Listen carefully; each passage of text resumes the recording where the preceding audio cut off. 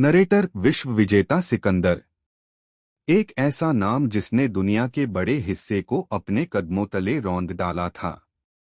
मिस्र से लेकर पर्शिया तक जहां भी उसके घोड़े दौड़े, विजय ने उसके कदम चूमे। लेकिन जब उसकी नजर भारत की उपजाऊ भूमि पर पड़ी तो उसे नहीं पता था कि उसका सामना ऐसे वीर से होगा जिसने उसके अजय होने के भ्रम को तोड़ दिया। Dramatic music swells. बात है 326 ईसा पूर्व की। सिकंदर अपनी विशाल सेना के साथ भारत की सीमा पर था। व्यास नदी को पार करते हुए उसने झेलम, जिसे यूनानी हाइडस्पेस कहते थे, के तट पर डेरा डाला। और उसी नदी के पार सामने खड़ा था एक ऐसा साम्राज्य जिसका राजा था महाराजा पोरस। एक ऐसा योद्धा जिसकी वीरता उसके लंबे कद और ताकतवर शरीर की तरह ही विशाल थी। पोरस अपनी मातृभूमि की रक्षा के लिए किसी भी कीमत पर लड़ने को तैयार था। सिकंदर ने कई बार पोरस को अधीनता स्वीकार करने का संदेश भेजा, लेकिन हर बार पोरस का एक ही जवाब था, मैं युद्ध के मैदान में तुमसे मिलूंगा। और यह जवाब सिकंदर के अहंकार को चुनौती देने जैसा था।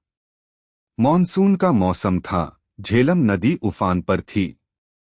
इसे पार करना किसी भी सेना के लिए असंभव जैसा था। लेकिन सिकंदर तो सिकंदर था। उसने एक चाल चली। उसने अपनी सेना के एक हिस्से को नदी के किनारे शोर मचाने का आदेश दिया ताकि पोरस का ध्यान वहीं रहे। और रात के अंधेरे में अपनी चुनिंदा टुकड़ी के साथ सिकंदर ने चुपचाप नदी के एक कम गहरे हिस्से से पार करना शुरू कर दिया। पोरस को जब सिकंदर के इस धोखे का पता चला तो वह आगब बूला हो गया।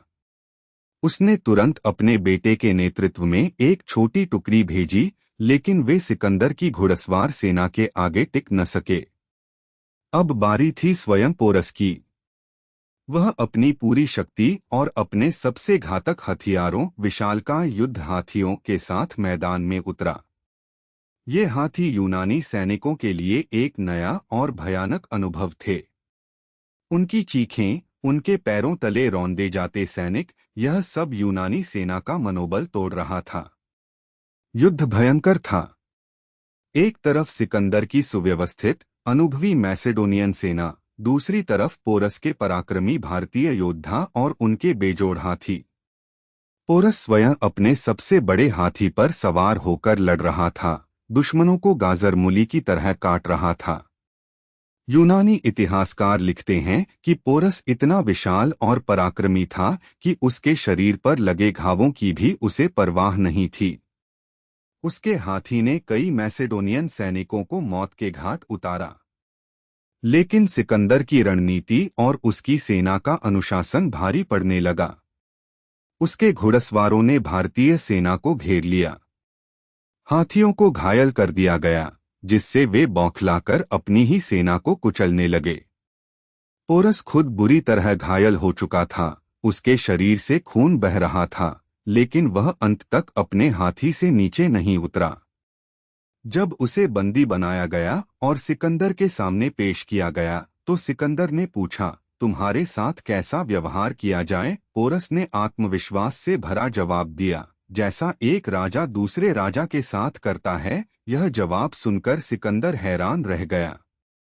इस निडरता और सम्मान ने सिकंदर को इतना प्रभावित किया कि उसने पोरस को न केवल उसका राज्य लौटा दिया, बल्कि कुछ अतिरिक्त क्षेत्र भी दिए। नरेटर सिकंदर ने भले ही यह युद्ध जीत लिया हो, लेकिन उसने भारतीय वीरता का लोहा मान लिया था। महाराजा पोरस की कहानी सिर्फ एक हार की कहानी नहीं, बल्कि सम्मान, स्वाभिमान और अदम्य साहस की कहानी है, जिसने एक विश्व विजेता को भी झुकने पर मजबूर कर दिया था। यह कहानी हमें सिखाती है कि सच्ची विजय केवल तलवार से नहीं, बल्कि आत्मा की दृढ़ता से भी मिलती है। Outro music begins.